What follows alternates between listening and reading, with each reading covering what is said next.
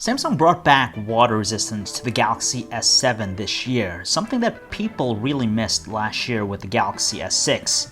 That's why the Galaxy S6 Active appealed so much to people. It even came with a beefier battery too. With Samsung's next smartphone in its Active line, how can it differentiate itself enough given that water resistance is back already with the S7? Don't worry, there's more than meets the eye with this one. Hey guys, John V here with Android Authority, and this is our hands-on look at the Samsung Galaxy S7 Active.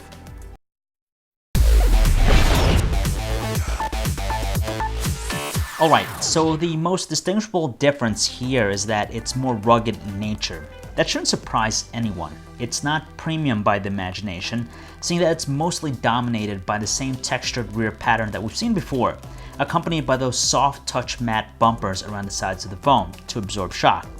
It doesn't have the same fragileness of the Galaxy S7. Now, the best part about this one is that it's able to withstand most drops.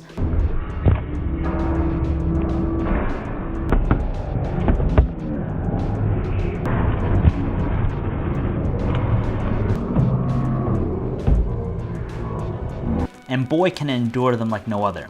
In addition to that, it's constructed so that it's protected from extreme temperatures, dust, low pressure, high altitude, and yes, full submersion underwater.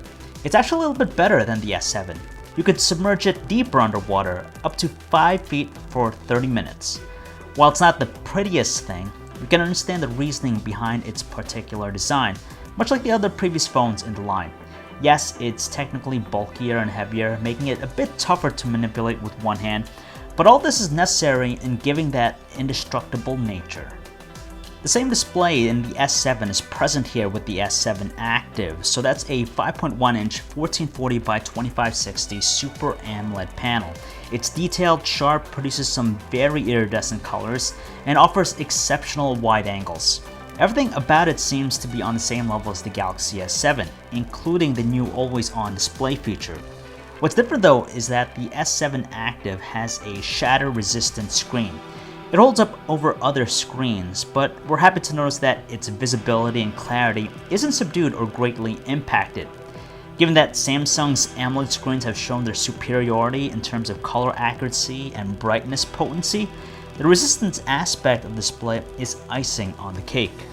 One of the notable additions to the phone is the Fingerprint Sensor, which is a first for the Active line. It's flanked between two other rather large-sized physical buttons, the back and quick menu keys. There's also a mammoth 4000 mAh battery that's stuffed inside. That's one of the largest, if not the largest capacities they've been able to cram into its smartphones, so that should help in giving it more longevity than the S7. Additionally, you'll find wireless and rapid charging as well. The phone is powered by a quad-core 2.15 GHz Qualcomm Snapdragon 820 chipset coupled with 4 GB of RAM and the Adreno 530 GPU.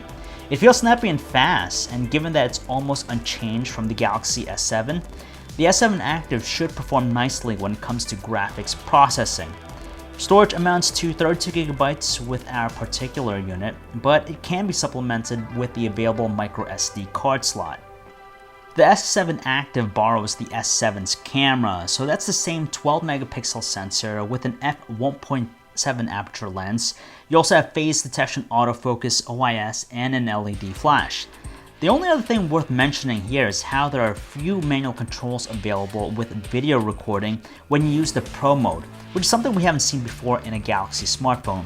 So that means you could adjust parameters like the shutter speed, white balance, and focus all on the fly. Frankly speaking, there's not a whole lot different with the Touchwiz Experience here with the S7 Active, which is running on top of Android 6.0.1 Marshmallow. The usual visuals are all there, so there's nothing really out of the ordinary. It's great for power users just because you have features like true multitasking with multi-window, you have the one-handed mode for easier handling, and all the other sorted smart gestures with the experience.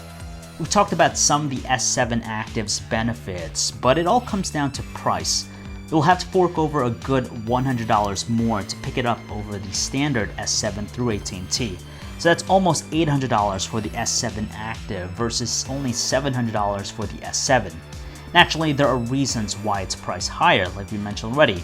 Sure, the look of the phone won't appeal to everyone, But if utility is high on your list, the Galaxy S7 Active will fit the bill. So that's about it with the Samsung Galaxy S7 Active. If you guys want to learn more about this phone, you can check out our website, androidauthority.com. This is John Velasco signing out.